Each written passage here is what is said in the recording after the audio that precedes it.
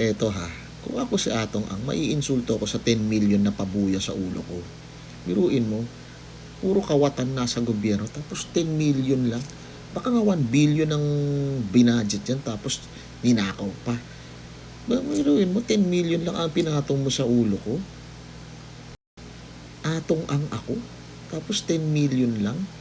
Aba, at saka ito pa, sino ang siraulong magtuturo dyan? Wala. Atong Ang yan. Eh kung ibaon kayo niyan sa Taal, may 10 million ka nga, after ilang araw, nasa Taal ka na rin. Alam nyo kayo, itong mga nasa ano natin, naghahanap dyan kay Atong, takot din yung mga yan.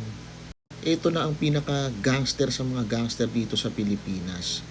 At kung ito man, merong mga allegedly ha, kung siya man ang merong gawa ng mga sabong missing sa years, tama lang yun kasi mga kawatan yung mga yun eh. Tandaan nyo sinabi ni Atong Ang, napanood ko yun sa interview eh. Galit siya sa mga magnanakaw.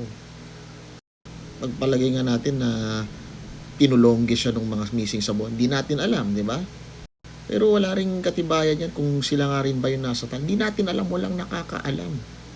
Eh paano kung sabi ni Atong Ang, ako ang magbibigay ng pera sa inyo. Ituro nyo lang kung sino yung mastermind dyan sa flood control, mga puking ina ninyo.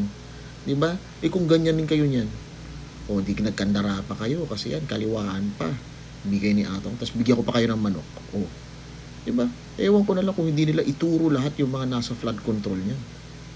Wala yan, walang sinabi ang mga kawatan dyan sa mga gobyerno na yan. Atong Ang na yan.